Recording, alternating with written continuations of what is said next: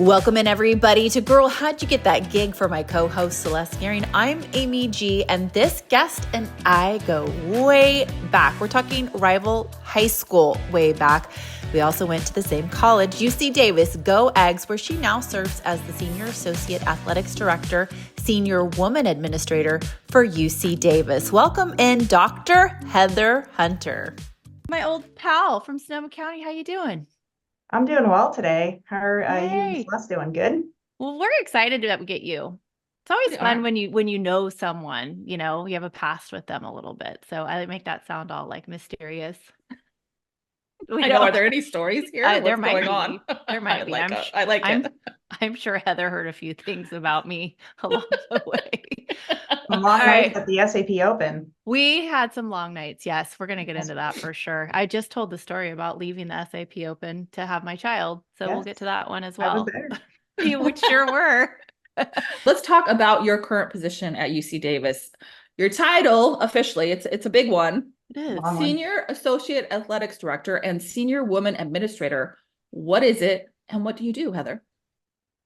Yeah, so I moved into this role probably just over a year ago. And in this role, currently I oversee our broadcast team, which is ESPN Plus as part of the Big West contract, our student athlete advising team, and then also our facility events and operations. And then with the Senior Woman Administrator designation, oversee gender equity, Title IX, work on a campus committee with our Chief Compliance Officer. And I also led strategic planning for the athletic department. And after I was here for a bit, they decided to give me some sports. So the sports that I oversee are men's basketball, equestrian, which is very UC Davis, and then also indoor volleyball. And then I have some other things that you just kind of get thrown my way. Yeah, right. Yep. Because you don't have enough to do. Athletics for you. No, because she's good at what she does. So then they're like, she could probably handle this too. Yeah. She could, Let's give her give it to 1,000. Heather. Give it to Heather. And then since I mentioned Big West, also Yeah. do conference governance. So the athletic director and senior women administrator are involved with conference governance. So work with the Big Sky Conference and also the Big West Conference. Wow. How big is your team? Like your team that you work with, not the sports teams, but like the athletic director team. So we have an executive management team and a senior management team. Mm-hmm. So I work, closely with them. Are you talking about like my broadcast team or? No, just like how many people are you overseeing? How many people do you have Like, to it's like delegate 30. to? It's 30. about 25, 30, yeah. Okay. Yeah, because that just sounds like a lot going on and you were going to need some help. So I was going to make sure you got more people in case you didn't have enough. All right. So as we mentioned, Heather and I, we grew up just down the road from each other. We're about probably 15 minutes away from each other, Petaluma and Rohnert Park. And Heather was an exceptional athlete. So let's go back though to little itty bitty Heather and when your love of sports began. What do you recall about it? So I recall my love of sports coming, just being, when we grew up, right, we got to play outside. We were not inside. Nope. So the boys used to come down and knock on my door, not ask for my older brother, but used to ask for me to go out. And I remember I think I was probably maybe about 6 or 7, my brother got put into Pop Warner football. So I used to go on the sidelines and basically practice with what they were doing on the field. And I fell in love with the sport of football. And I was lucky enough. I said, "Hey, Mom, I want to play football. What do you think?" And she's like, "Let me put you in a year of soccer. And if you still want to do it, I'll let you play football." What a cool mama. Very cool mama, cool parents, had very supportive parents. But I did that. And then I also played Little League baseball with the boys. Fast pitch softball, I actually didn't start playing until my freshman year in high school. And then also played basketball, which is a sport I love, but I wasn't fast enough or tall enough. Can we just give a quick shout out to the brothers? I have an older brother. Celeste has brothers. You have a brother. Yeah. If it was not for my brother, I probably wouldn't have played sports. I was the exact same, Heather, in looking at him and wanting to emulate what he did. And I'll never forget, as a freshman trying out for high school basketball, I'd never played basketball, but I watched him play his whole life. Because because we didn't Yeah. have basketball offered to girls then. That's how old we are. And he took me out and I just tried to be like him. And that's how I had like the look. I wasn't very good, but I had the look, and then you grow into it, you know. But shout out to the brothers. I love Yeah, that. my brother was he definitely got me tough. I will say Oh that. yeah, mine too. We won't get into that. How? You know, And you learn a lot of trash talking from the brothers too, I think. At least I did. survival tactics. Survival Yes. tactics is a good description, I How to think. like find a pocket of air for. Yeah. I would just say that, my love of sports is also because of where I grew up. Myrna Mhm. Park was such a community Mhm. that, everybody kind of knew each other. So it was fun, right? It was fun to play on the little league team. It was fun to play So on the fun. CYO basketball team. And It's you a played, great place. well, yeah, you played football in high school. Yeah. Mhm. You were the first girl to actually do it.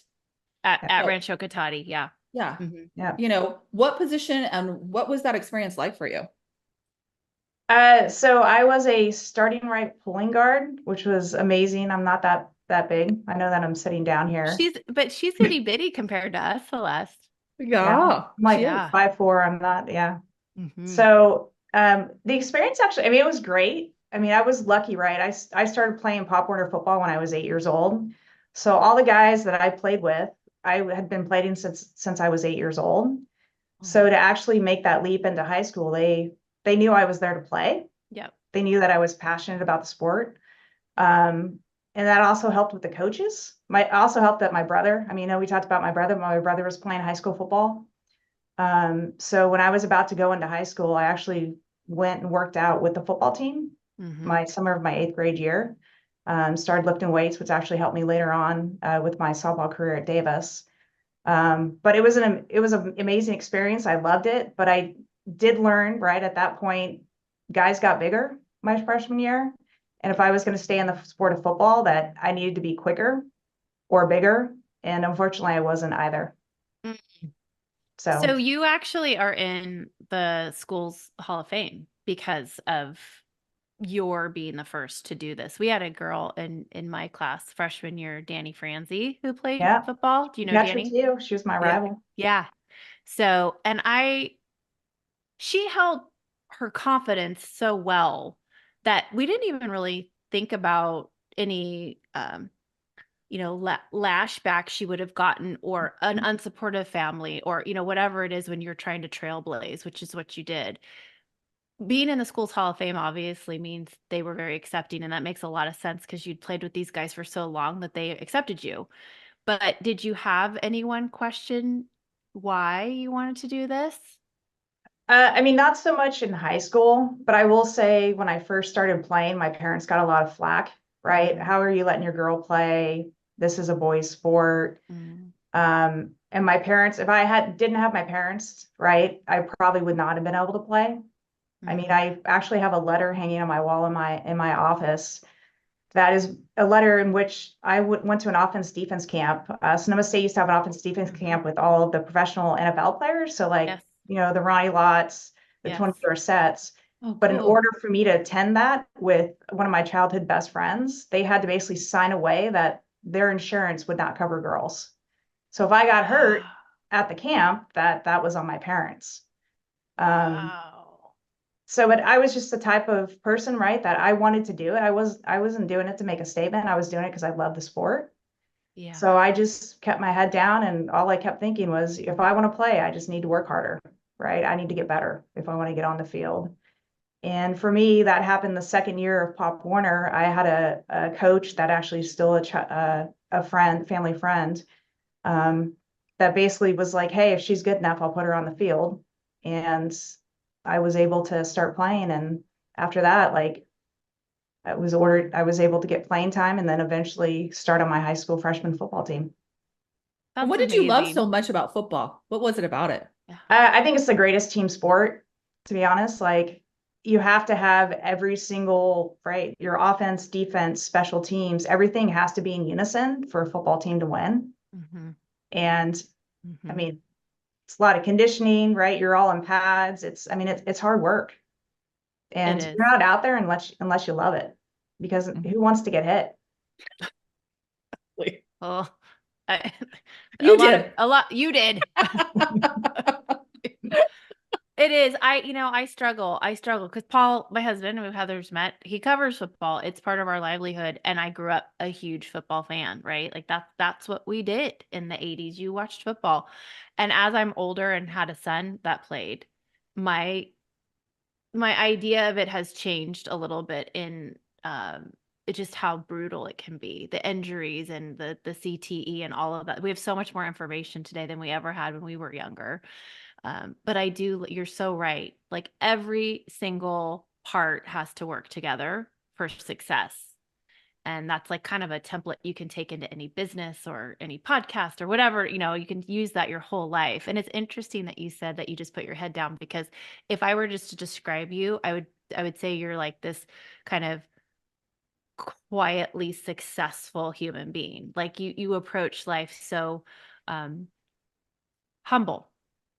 It's like the first thing I remember about you was like she had this big wig job, Celeste, at the SAP Center, is it SAP? What is it? SAP Center, HP? yeah. It was SAP HP Center, Pavilion at yeah, the time, HP but Pavilion. And she was just like cool as a cucumber, just running the show. I was like pregnant and getting ready to have my baby, and there comes Heather, and she'd be like, "How we doing? Do you have everything you need? Okay, I'm gonna go on, make sure everybody else is good." So I love that about you. Okay, so let's talk about Davis, because at some point you had this transition from baseball to softball, probably stopped playing football, maybe yeah. fill in the blanks there, and you decided to go to Davis. Was playing softball part of that decision, and what is the overall reasoning you decided to go to Davis? Softball was a big part of the decision. So I knew once I played my freshman year in my first summer of travel ball that I wanted to play softball in college. So I happened to get a recruiting note, actually have it hang in my office from my head coach, Kathy DeYoung. And so I went on a recruiting visit to Davis and went on to recruit. So I was also getting recruited by St. Mary's. Ooh, Um, cool. so I went to both. Davis felt more like home, right? Mm-hmm. It was big, but it felt small. But I also went to watch both softball teams, and I could just tell that Davis had something special, and that if I was to come here, that I would have really good teammates and we'd have a chance to win, Mm-hmm. which I love to win. So it was probably one of the best choices I've made in my life. Me too. I feel that way. I totally agree with you about it. It reminded me so much of home, but I was away. Uh-huh. I didn't have to follow the rules of home. I got to be at Davis, but the town surrounding it is what makes it so special. I mean, it's a total college town. It's great. Yeah. Did you hope you had a playing career once you were done with college, Heather? A softball There playing was career? no opportunities. Mhm. So that actually happened the year after I Okay. graduated, Mhm. Okay. but I was ready to kind of start my career.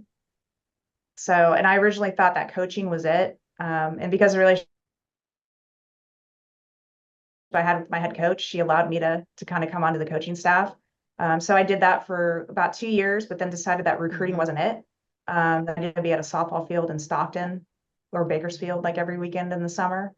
So I decided to Why? go back. I don't I know. understand. Why would What's you want to wrong be with there? that? Yeah. So I ended Our up going next back. guest is from Stockton. I'm Oh, just is it? kidding. Oh, No, don't do that. I'm just kidding. I love messing with Heather. So, but yeah, so I went back to get my master's in sports management from University of San Francisco, and I did an internship that actually turned into my first job at Cal, which was amazing. So let's expand a little bit on that. So, you get into coaching after college. It's the same situation. Like, we've talked to so many women on this show already about how it's the landscape has changed for female athletes. Like it used to be, if you got to play in college, that was a big deal. And that was it. Yeah. That was all you had. Celeste played basketball at LSU. And then, I think probably when you were there, the WNBA was Just started. underway, but like, you had to be like elite. And now there's so many more opportunities to continue your playing career. Coaching made probably a ton of sense. So then how do you make that choice? You don't want to go to these places that they don't sound too appealing, but to go back to school. And then when did your mindset kind of start to change as to what you wanted to do with school and sports? Like, how were you formulating that? So I mean, lucky at UC Davis that we had a strong women leader in Pam Gilfisher, who was a longtime SWA here at Davis and former athlete. So when I was a student here, I was able to work in her compliance department. So I kind of had the idea that during that time that I either wanted to coach or be an athletic administrator. But I really thought coaching was it because I really enjoy mentoring people. But when I decided that wasn't it, I knew even in the first year that I needed to go get my master's because back then, right, to be in college athletics, you had to have your master's degree. It's changed quite a bit. So that's why I decided to go back to school. And then as soon as I decided coaching kind of wasn't it, went to Pam. I mean, my whole life, like where I've gotten in the work world, right, is all about relationships that I've had, people who have helped me. That's why it's important for me to help others with their careers. So she actually put me in touch with a lady by the name of Chris Dawson, who was their longtime SWA and later worked at the Pac-10. And she happened to kick my resume down to a new director of marketing who hired me for free. Back then, they didn't have to pay in California. So I worked for free, working over 40 hours a week, right, doing football events and doing basically marketing for women's basketball. And I was lucky that it turned into my first full-time job. That was at Cal. That was at Cal. And then will you just explain SWA in case people are Senior Women Administrator. So it's a designation by the NCAA to make sure, because right back when there was not a lot of representation of females in the athletic departments. So they came up with this designation to make sure that there was a woman voice who was at the leadership table. I go back to that. It's in my head, Celeste, what she's saying about the Sonoma State camp and that they wouldn't insure her, and that now you like deal with Title IX, and like what would that have looked like back then had Title IX and the those involved in it knew if they knew about what you were up against. I just think it's fascinating, like what you're saying about an SWA and that we need to have a female voice, and then when you were a kid, they're like, yeah, no, you're not covered. Yeah. Because of your gender. And I just I'd love for Title IX to know about this story because we had it, Yeah. Would I mean, qualify. I'm forever grateful, right? The opportunities that Title IX have brought about. Because I talked to my mom, and you probably talked to your mom, like they didn't have the opportunities to play. Even in high school, they had no opportunities. My mom's the biggest proponent of Title IX. It's just because exactly that, like she didn't have those opportunities. I don't know if she would have played sports, but who knows, right? Like she was cheerleader, she was athletic, but that was what you could do. And but where I'm getting at with this story about you as a little girl going to that camp, that just breaks my heart that even happened. But like, how many stories are still out there that aren't being exposed to the powers that be with Title IX? Because I know for sure we've come into a time of girls not knowing what Title IX is because they didn't have to worry about it, right? Like they have the opportunities now. We're good. We're not going to keep educating people on it. And it's imperative that we keep talking about it because of what happened to you as a little girl. So anyway, I totally went on agree a with that. tangent. Yeah. I went on a tangent, but it's just like going through my head that like, if that story had been exposed, what would have happened to that camp? So it's so important to keep talking about it because I went to a basketball camp last year, a tournament at Virginia Beach, and they were asking little young girls if they knew what Title IX was, and none of them knew. And their mission, this is the Women's Basketball Hall of Fame. Their mission is really to continue that education and to talk about it. And I think that's so smart because people have to understand, like, for us to build where we want to go, we have to know where we've been, right? Totally. And to keep those conversations going. Well, most people don't know what Title IX is. They think it's equality in sports. And that's not, it's part of it. It's a very, very small part of equality in education. And, so important to keep the conversation going. And I love, you've mentioned 2 women so far who have been mentors to you. So Yeah. that's huge. Okay. So as I mentioned at the beginning of this, Heather and I, even though we grew up like in around each other, probably played softball against each other. I know I'm older. We don't need to get into it, but I'm older. And I met her in 2008, pregnant as all get out. Grace was due in 3 weeks, and I take on this job. It's the SAP Open, and it was at a HP Pavilion. And I'm going to go down and stay for a week for this tournament. And my mom, she'll be listening, said, I don't think you should do it. You're too close to having Gracie. I don't think. And I'm like, no, I'm filling in for this guy. And he said, all I do is sit around and watch tennis. And then I go cut some highlights. That is not what happened. But I met Heather through all of this. I did not make it the whole week. I had to leave Friday morning at 4 a.m. from Fremont because I was in labor. But Heather witnessed me the entire week walking in circles. There's no place I've ever seen Heather that looks the exact same as HQ Pavilion. I'm like, is it this door? But this door looks just the same. I don't know where our camera is. I don't know where audio is. I had a difficult camera situation with my camera person who kept forgetting things. So I did a lot of walking, and I basically walked Gracie out of my body and didn't make it the whole time. So with all that said, Heather and I bonded because I went into labor, and she's very, very sweet to me. And I don't know if the team that hired me just felt bad for me because I did it like 4 years. I kept going back. Like, I made a statement with that one.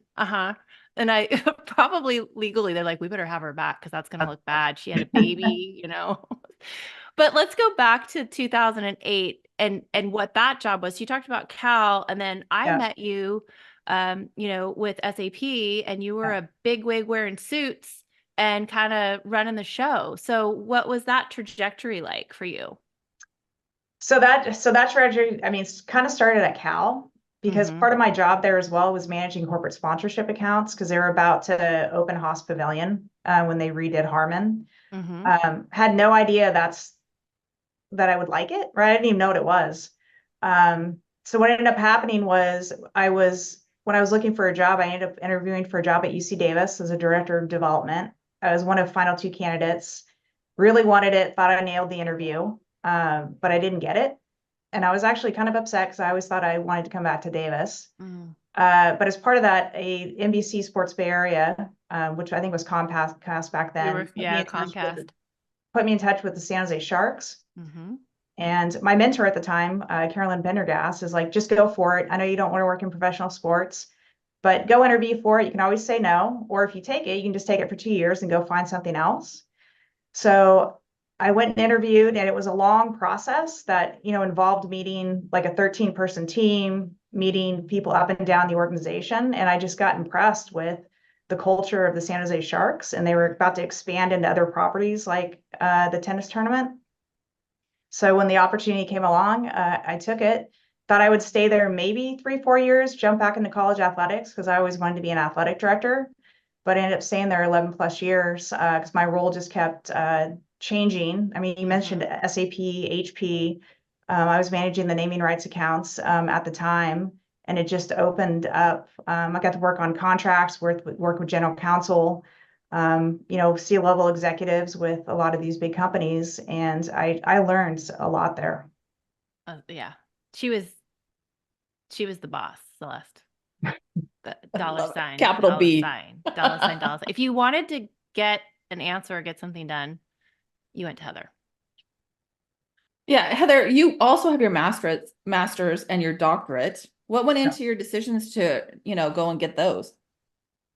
So for my master's, like, I thought I had to have it to be an AD back then. So we're talking like what, late 90s. And then when I got back, when I got back to Davis, I moved back into the Alumni Association and really started thinking about, hey, I want to be an athletic director. So if I want to be an AD, I've been out of college sports for a long time. Maybe I should go get my doctorate of education, because I love to learn. Don't you always say that, Celeste? Yes. Maybe we should go get our doctorate. Yeah. Yes.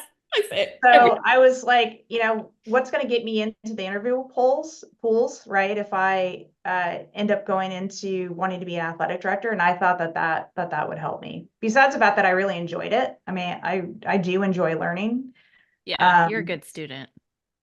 So how did it help you? Mm-hmm. I think to do a dissertation from beginning to end it takes a lot of discipline to actually write it and get it done. I also think that, right, it puts you up in front of people a lot from a public speaking standpoint. So I felt like I grew like within that program, even though it was during COVID, which was kind of weird as well, because I did my dissertation online on Zoom like this. Hey. But it was a great experience and actually it was at University of Pacific, speaking of Stockton, but it was on their Sacramento campus.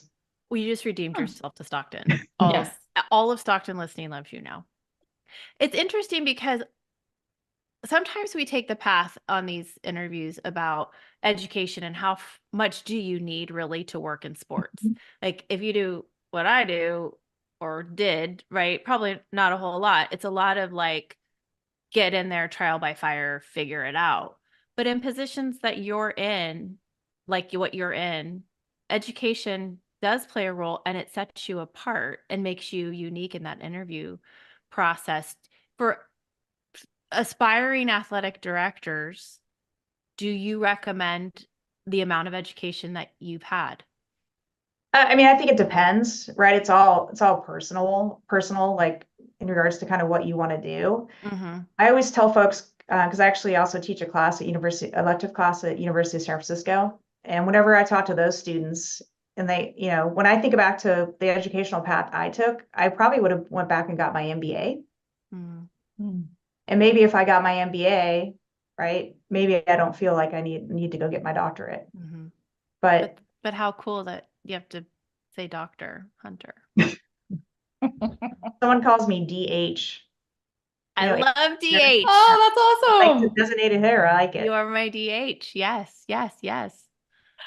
Well, and a lot of people that are in your role obviously played athletics. So just being an athlete, how has that really helped you with your job? I think it helped me from, the get-go, right? From a time management standpoint, I think being able to handle pressure. There's a lot that if you're trying to practice 20 hours a week and go to school and actually stay eligible, you really have to learn, right, how to manage things, how to prioritize certain tasks. Mm-hmm. And that's really what's important, right? When you go to work, is you have to be able to prioritize certain things and realize what's important and what can kind of go on the back burner. And sometimes when you hire some folks, not everybody knows how to do that. So I'm forever thankful, right, for my student athlete experience. I'm amazed. I don't know, Amy, if this happens to you, but all the time I have a lot of athletes that contact me and they say, I don't know if I have enough experience on my resume. I don't know because I haven't had time to get a job. I haven't had time to do an internship. Like I've just been a student athlete. And I'm like, oh my gosh, people want to hire you in a heartbeat, but you really have to be able to showcase that on your resume, not just say, hey, I was an athlete, but that happens all the time. Well, you just learned so many useful life skills from playing sports. You also learn how to work as a team, which I think that's probably what my takeaway in playing sports is. You're always going to get, you're going to get the asshole on the team, and you better know. Come on. And you got to know how to figure them out. And like when it's game time, right? Yeah. And how to communicate with those people. And you That's always true. had someone on your team that just caused problems, but you had to figure out how to work with them. And that is a life lesson that I've taken with me in every single job, that there is that person for sure. And the time efficiency. And I love what you said, Heather, about like prioritizing. You really do learn that as an athlete. Okay. So let's talk a little bit more about Davis and this role that you have now. Yeah. What do you love about it? And what is the most challenging part of it? I think being around the student athletes, we have amazing smart student athletes who are dedicated, right, not only to their sport, but to the classroom. I mean, challenging, right, is the current landscape of college athletics. I mean, I know that you were speaking about Title IX earlier, but if athletes become employees, there's going to be a lot that's going to change, right? If the Power Fives break off into a football conference, potentially, like, we've seen a little bit of alignment, but I still think that there's more to come. Mm-hmm. The Yeah, sports landscape is changing so much. quickly. Okay, so then let's talk about you've already mentioned a couple of women who are mentors to you. Yeah. And so obviously you've had some really good experiences with women in sports. What's been the toughest part about being a female in sports? Have you had some women who have been difficult? That one on the team that I Mhm. talked about. I won't say it again because my mom watches and she'll be mad that I swore, but what else are you going to call that person? I don't Yeah. know. And also men. How have men been involved in your career? So I mean, so I think the way I look at it is that every place you work, you have people who are really easy to work with. And then you have some people that that can be challenging, right? But you got to learn to work with them. You got to learn to kind of like in order to have things, as you were saying earlier, right? Like, I like to have things move and have things get done. So you really have to figure out, right, what's important to some folks. And what I've learned, right, in my career is that my priority is may not be somebody else's priority. So you have to learn what other people's priorities are, whether they be female or they be male. And that's how you learn to work with them, right? In order to like move a project forward.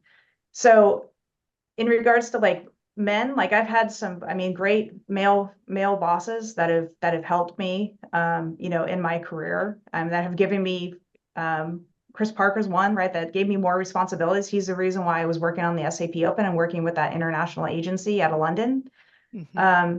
So I've been lucky. Greg Elliott was the person at the Sharks who actually hired me. Mm-hmm. And he gave me that opportunity, to basically get into that role and grow into that role. So I just think that from my perspective, whether they be female or male, whenever, especially early in my career, I look to work with people who could teach me. I want to be like a learner. I want to constantly learn. I want to get better at my craft. So it's important to me to work for someone, right, who's going to basically make me better, because I'm never satisfied with where I am or kind of what I know. So I've been, lucky in that respect, that when I've chosen to take a role, right, that I've been able to have some great mentors, that have been able to help me, along in my career. That's such an athlete too, Celeste, saying I'm never satisfied. Exactly. I can always get better. I can always get better. I like what you talked about of recognizing people's priorities. Mm-hmm. And I was wondering when I heard you talk about just finding mentors or people that can teach you, and you were so driven, you found those right mentors. But there's some people out there that don't have those mentors and they really don't have that support. So if there was a woman who wanted to go into sports, and kind of traject up your pathway to your career, what would you tell them? Like some pieces of advice, what would you say to them?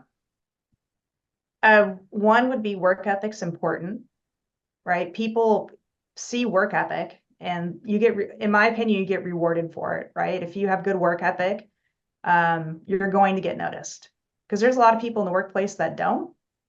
I would say secondly, right, when you're looking for a job, it's as important who you work for as what you're doing. I would argue that who you're working for is more important in your first or second role than what you're actually doing. Because those folks if you have a good mentor and somebody who, can bring out the best in you, or recognize, right, your strengths and your weaknesses, right, they'll be able to help you along, in your career, so that you get better. And I would say probably the third thing is to really look for culture, as much as it is who you work for, who your teammates are around you, is whether or not you're going to be successful, in the workplace. Great advice. Amy, you have one last question to get in there? Well, obviously I do. I want to know like what team you're going to predict at Davis to, do really well. Like, who should I be watching right now? Or this year, like this year, let me give you the whole year. Like, do we have an up and coming baseball team? Is it the volleyball team? Is it the basketball team? Like who should? So we who's have exciting?